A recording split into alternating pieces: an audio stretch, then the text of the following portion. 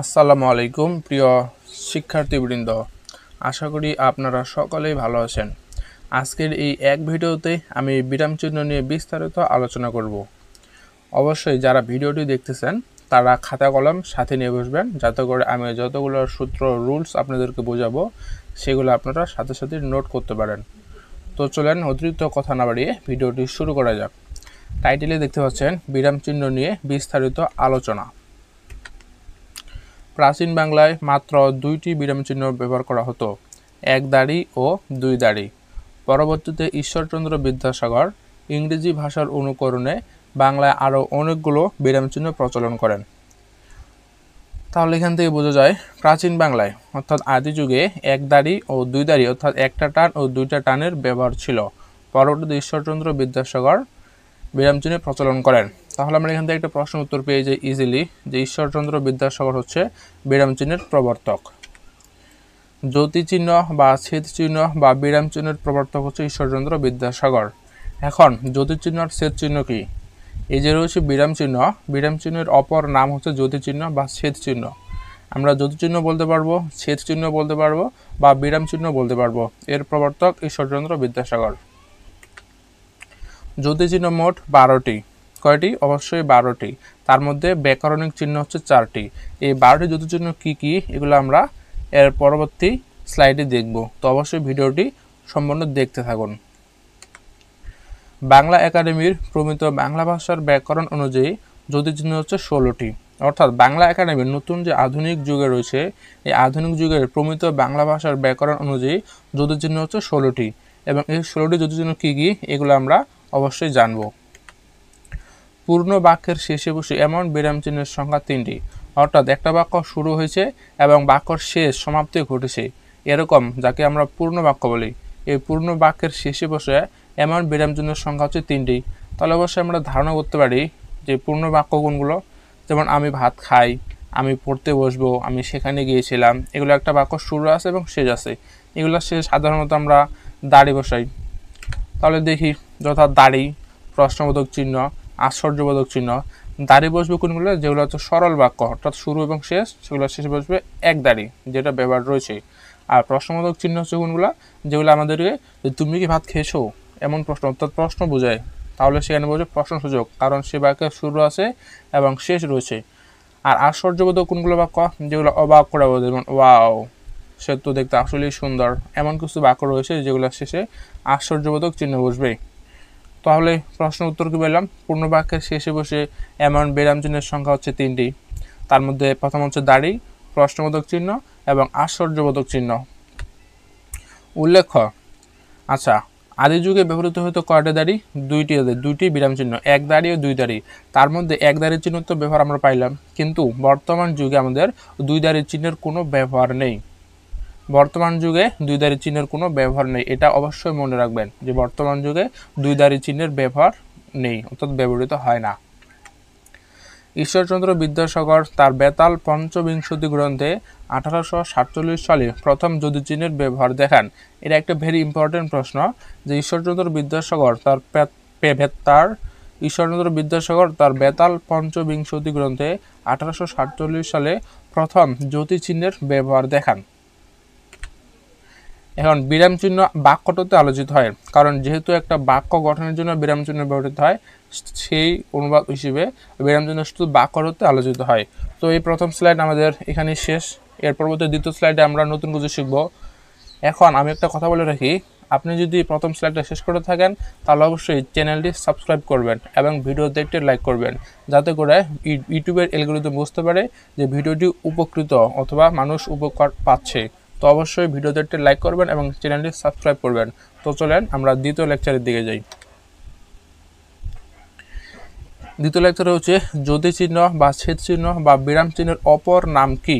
অর্থাৎ দাড়ি, কমা যে রয়েছে এগুলোর নিশ্চয় অপর নাম রয়েছে, এগুলোর নাম আমরা জানবো এই স্লাইডে। দাড়ির অপর নাম হচ্ছে পূর্ণচ্ছেদ এবং কমার অপর নাম হচ্ছে পাদচ্ছেদ। সেমিকোলনের অপর নাম অর্ধচ্ছেদ।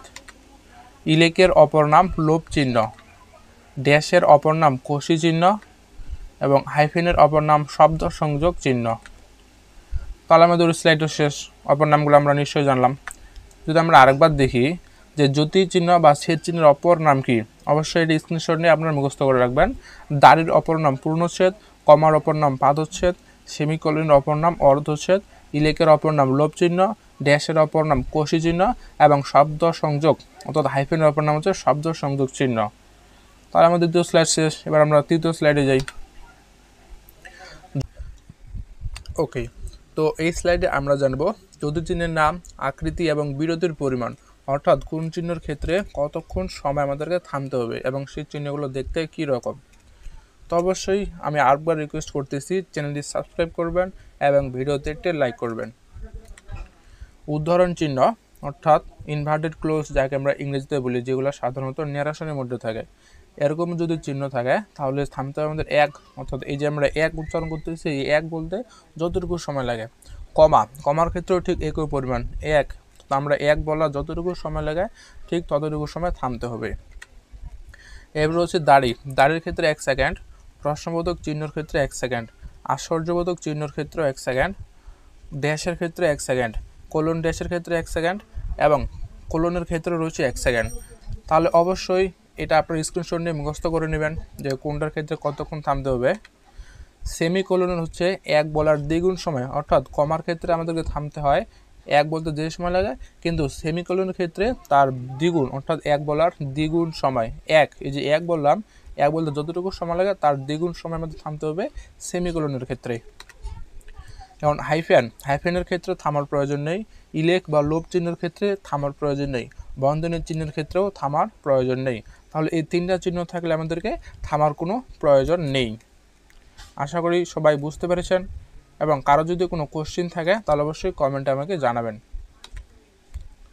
তাহলে বিরাম চিহ্ন নিয়ে এবার আমরা কিছু প্রশ্ন জানবো। এক, দুটি বাক্যের মধ্যে অর্থের সম্পর্ক থাকলে কোন চিহ্ন বসে? দুটি বাক্যের মধ্যে যদি অর্থের সম্পর্ক অর্থাৎ টাকা সম্পর্ক থাকে তাহলে আমাদের কোন চিহ্ন বসবে? উত্তর সেমিকোলন। এবং আমরা একটা উদাহরণ সহ জেনে নিব। যেমন উদাহরণ, লোকটি ধনী কিন্তু কৃপণ। তাহলে এখানে অবশ্যই অর্থের সম্পর্ক রয়েছে, লোকটি রয়েছে ধনী কিন্তু সে হচ্ছে কৃপণ, তাহলে তার মধ্যে হবে কি একটা সেমিকোলন চিহ্ন। প্রশ্ন 2, একটি অপূর্ণ বাক্যের পরে অন্য আরেকটি বাক্য অবতারণা করতে কোন চিহ্ন বসে? অর্থাৎ একটা বাক্য শুরু হয়েছে, সেই বাক্যটারই সমাপ্তি ঘটে নাই, তার সাথে আরেকটা বাক্য শুরু হয়ে গেছে, তাহলে এক্ষেত্রে কোন চিহ্ন বসবে? উত্তর কোলন চিহ্ন। এখন কোলন চিহ্ন তাহলে একটা উদাহরণ দেখে নিই, তাহলে আমরা বুঝতে পারবো অবশ্যই। উদাহরণ, সবাই সিদ্ধান্ত হলো কোলন 3 মাস পর সবাই বাড়তি চাঁদা দেবে। তাহলে বাক্যটা হচ্ছে কি সবাই সিদ্ধান্ত হলো, কি সিদ্ধান্ত হয়েছে এটা বলা হয়নি, অর্থাৎ বাক্যটা অপূর্ণ রয়ে গেছে, তার সাথে আরেকটা বাক্য শুরু হয়েছে, এজন্য তার মাঝে হবে কোলন। এরকম বাক্যে দেখলে অবশ্যই মিডিলে কোলন দিয়ে দিবেন। তাহলে একটি পূর্ণ বাক্যের পরে অন্য আরেকটি বাক্য অবতারণা করতে আমাদের কোলন চিহ্ন বসে, এবং তার সাথে আমরা একটা উদাহরণ জেনে নিলাম। দুটি পদের সংযোগস্থলে কি বসে? দুইটি পদ, যেমন মা বাবা, এদের মিডিলে কি বসবে? ভাই বোন, এদের মিডিলে কি বসবে? উদাহরণ, হাইফেন চিহ্ন। আমরা অনেকবার বই পড়েছি যে মা বাবা, ভাই বোন, দাদা দাদি, নানা নানি এরকম থাকলে তার মিডিলে হাইফেন চিহ্ন বসে।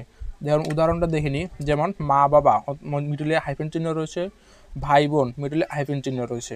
তো অবশ্যই এগুলা আপনারা বুঝতে পারতেছেন। যদি ভিডিওটি ভালো লেগে থাকে তাহলে চ্যানেলটি সাবস্ক্রাইব করবেন এবং একটি লাইক করবেন। আপনার কমেন্ট অবশ্যই জানাবেন যে ভিডিওটি কেমন লেগেছে আপনাদের, এবং এর পরবর্তী আমি কী টপিক নিয়ে ভিডিও বানাবো সেটাও আমাকে জানাবেন। সমাসবদ্ধ পদের অংশগুলোকে বিচ্ছিন্ন করে দেখানোর জন্য কোন বিরাম চিহ্ন বসে? সমাসবদ্ধ পদ এখন কোনগুলো? যেমন আমরা পাই জলে, স্থলে, ঠিক আছে। তাহলে উদাহরণ দেখি, এটার ক্ষেত্রে হাইফেন চিহ্ন বসে। যেমন দুটি পদের সংযোগস্থল, ঠিক একইভাবে সমাসবদ্ধ পদও আমাদের একই, জলে, স্থলে, হাতে কলমে, এরকম অনেক রয়েছে যেগুলো আমাদের সমাসবদ্ধ পদ একই, কিন্তু তার বিপরীত হাতে কলমে, এগুলো আমরা বলতেই থাকি। অনেক সময় দেখবেন যে এরকম আমরা অনেক প্রশ্ন করি যে জলে, স্থলে, হাতে কলমে, খাইতে দাইতে, উঠতে বসতে, সেগুলোর মিডিলে আমাদেরকে হাইফেন চিহ্ন বসাইতে হবে। এবং হাইফেন চিহ্ন থাকলে আমাদের কতটুকু সময় থামতে হয়? অবশ্যই সেক্ষেত্রে থামার কোনো প্রয়োজন নেই, এটা আমরা ইতিমধ্যে জেনে এসেছি। তাহলে সমাজজাত একাধিক পদ পরপর থাকলে কি বসে? সমাজজাত একাধিক পদ বলতে কি বোঝায়? সমাজজাত একাধিক পদ অর্থাৎ দুইটা পদে আমাদের সমান একই হবে এরকম পদ যদি থাকে তাহলে তার মিডিলে কি চিহ্ন বসবে? অবশ্যই আমাদের কমা বসবে। এখন সমাজজাত পদ কোনগুলো উদাহরণ দেখিনি।